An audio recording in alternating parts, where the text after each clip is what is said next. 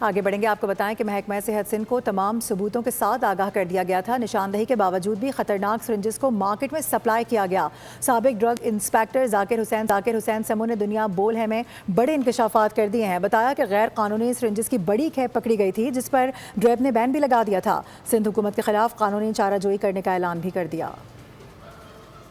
اس کا جو مین وہ سرنجز ہے، کچھ سرنجز ایسی تھی جس پہ ڈریپ نے ان کے اوپر بین لگا دیا تھا، لیکن وہ اس کے بعد بھی مارکیٹ میں سیل ہوتی رہی۔ ہمارا جو ابھی موجودہ چیف ڈرگ انسپیکٹر ہے، 2023 میں اس نے یہ ایک بڑی کھیپ پکڑی تھی جس میں 5-6 گاڑیاں تھیں۔ اس کے بعد اس پہ کوئی کارروائی نہیں ہوئی اور وہ سرنجز مارکیٹ میں پھیل گئی، وہ پوری سندھ میں، اور ہر مہینے وہ اپنی سپلائی دیتے رہے ہیں مارکیٹ۔ ڈاکٹر صاحبان نے اس بات کو بڑا ہلکا لیا اور اس پہ انہوں نے کام نہیں کیا۔ اس کے اوپر میں نے ایک رائٹنگ میں سیکریٹری ہیلتھ کو اپلیکیشن بھیجی، محترم بلاول بھٹو زرداری کو بھیجی، چیف منسٹر کو بھیجی، ہیلتھ منسٹر کو بھیجی، کوئی ایکشن نہیں ہوا اس پہ۔